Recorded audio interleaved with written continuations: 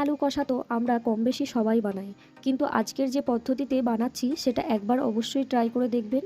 এই ছোট ছোট কয়েকটি স্টেপ ফলো করলে চিকেন আলু একেবারেই নরম আর রসালো, আর আলুর দারুণ স্বাদ নেবে।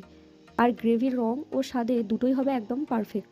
সবচেয়ে ভালো ব্যাপার হলো এতে আলাদা করে খুব বেশি সময় লাগে না, তাই একবার এইভাবে বানিয়ে দেখুন, আশা করছি সবাই খেয়ে প্রশংসা করবে। প্রথমে আমি নিয়েছি পরিষ্কার করে ধুয়ে নেওয়া চিকেন, এর মধ্যে দিয়ে দিচ্ছি স্বাদ মতো লঙ্কা গুঁড়ো, হলুদ গুঁড়ো আর 1 চামচ লবণ, আর দিয়ে দিচ্ছি অর্ধেকটা লেবুর রস। এবারে সব কিছু খুব ভালো করে চিকেনের সঙ্গে মিশিয়ে নেব। এমনভাবে মাখাতে হবে যাতে প্রতিটি মশলার পিস খুব ভালোভাবে লেগে যায়। এবারে এটাকে অন্তত আধা ঘন্টার জন্য ম্যারিনেট করে রেখে দিচ্ছি। এই সময়টুকু দিলে চিকেনের ভেতরের মশলাটার স্বাদ খুব সুন্দর ঢুকে যায়। এদিকে ডুমো ডুমো করে কেটে রাখা আলু নিয়েছি, এর মধ্যে সামান্য নুন আর হলুদ গুঁড়ো খুব ভালোভাবে মিশিয়ে নিচ্ছি। এটাকেও কিছুক্ষণ রেখে দেব, এতে আলুর মধ্যে হালকা স্বাদ চলে আসে এবং ভাজার সময় সুন্দর রং হয়।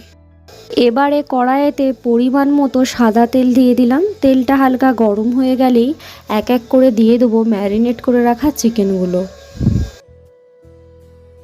চিকেনগুলো আমার দেওয়া হয়ে গেছে।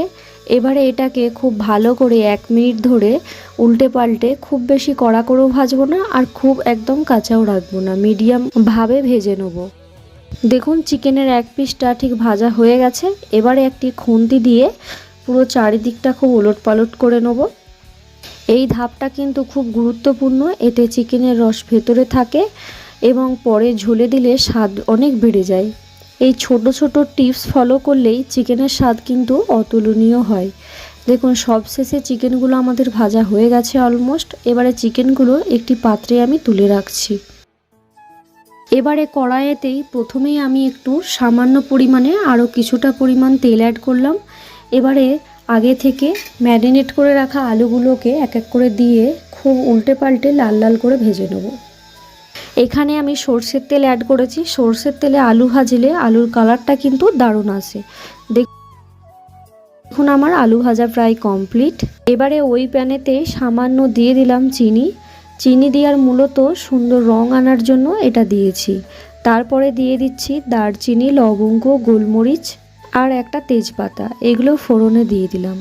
মশলাগুলো থেকে সুন্দর একটা গন্ধ বেরোতে শুরু করে দিয়েছে। দেখুন আগে থেকে কুচিয়ে রাখা গোটা পেঁয়াজ আমি এর মধ্যে দিয়ে দিলাম। পেঁয়াজটা কিন্তু একদম খুব ঝিরিঝিরি করে কেটেছি। যত পেঁয়াজ ঝিরিঝিরি করে কাটবেন তত এই রেসিপিটার স্বাদও বাড়বে। এই টিপসগুলো আপনারা ফলো করবেন। এবারে ধৈর্য ধরে পেঁয়াজটাকে খুব ভালোভাবে ভাজতে হবে। আঁচটা কিন্তু খুব ধিমি আঁচে রাখতে হবে, খুব বেশি হাই টেম্পারেচারে দিলে চলবে না। মাঝে মধ্যে নেড়ে নেড়ে দিবেন যাতে পুড়ে না যায়। এবারে আমি উপর থেকে দিয়ে দেবো পরিমাণ মতো লবণ, যাতে পেঁয়াজটা আরও তাড়াতাড়ি নরম হয়ে আসে। যখন পেঁয়াজটা সুন্দর সোনালি বা হালকা বাদামি রং হয়ে যাবে, একদম সামান্য পরিমাণে রসুন বাটা দিচ্ছি। এই চিকেনের রেসিপিটাতে রসুনটা কিন্তু খুবই একটা বড় ভূমিকা রাখে, আর চিকেন রান্না করলে একটু বেশি রসুনের প্রয়োজন হয়। এতে চিকেনের স্বাদ অনেক ভালো হয় এবং দারুণ একটা ফ্লেভার আসে। যদি চিকেনের সঙ্গে একটু চামড়া থাকে সেটাও এই সময় দিয়ে দিতে পারেন, এতে ঝোলের স্বাদ আরও বেড়ে যায়। এরপরে দিয়ে দিচ্ছি আদা রসুন বাটা। এবারে পুরোপুরি কাঁচা গন্ধ চলে যাওয়া পর্যন্ত খুব ভালোভাবে নেড়ে চেড়ে নেব। দেখুন আমাদের আদা রসুন বাটাটা খুব ভালোভাবে নাড়াচাড়া কমপ্লিট। এবারে এক এক করে সব মশলা দিয়ে দেবো। প্রথমে দিচ্ছি রঙের জন্য কাশ্মীরি লঙ্কা, তারপরে দিচ্ছি শুকনো লঙ্কা গুঁড়ো, এটা রোজকার রান্নার জন্য ব্যবহার করি। এরপরে দিয়ে দিচ্ছি হলুদ গুঁড়ো, তারপরে দিয়ে দিচ্ছি ধনিয়া গুঁড়ো, তারপরে দিয়ে দিচ্ছি জিরে গুঁড়ো। সব মশলা দেওয়ার পর একটু নাড়াচাড়া করে নেব যাতে পুড়ে না যায়। তারপরে সব মশলা দিয়ে খুব অল্প অল্প জল দিয়ে এটাকে খুব ভালো করে কষাতে থাকবো। এই কষানোর ধাপটা কিন্তু রান্নার প্রাণ। যত ভালোভাবে কষাবেন ঝোলের স্বাদ ততই বাড়বে। যখন দেখবেন তেল ছাড়তে শুরু করে দিয়েছেন তখন বুঝবেন মশলাটা ঠিক কষানো হয়ে গেছে। এবারে পরিমাণ মতো দিয়ে দিচ্ছি জল।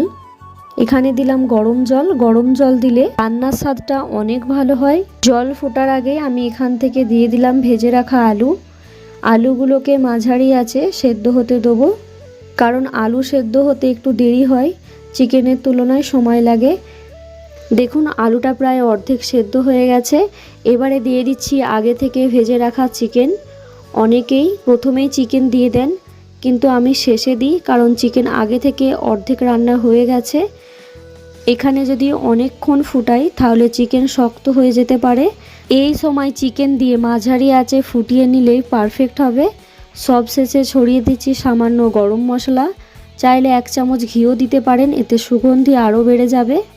আর 2-3 মিনিট ঢেকে রেখে দিলেই তৈরি হয়ে যাবে দারুণ স্বাদের চিকেন আলুর ঝোল। দেখতে পাচ্ছেন কি সুন্দর রং হয়েছে, আর ঝোলটাও একেবারেই পারফেক্ট। এটা গরম গরম ভাত বা রুটি কিংবা পোলাওয়ের সাথে সঙ্গে অসাধারণ লাগবে। আশা করি আজকের রেসিপিটা অনেক ভালো লেগেছে তোমাদের। আর যদি ভালো লেগে থাকে অবশ্যই কমেন্টে জানাবেন। একবার এই পদ্ধতিতে চিকেনের রেসিপিটা বানিয়ে দেখুন, কথা দিচ্ছি আপনাদের অনেক ভালো লাগবে। ভালো থাকবেন, সুস্থ থাকবেন, আবারও দেখা হবে নেক্সট কোনো রেসিপি নিয়ে। টাটা।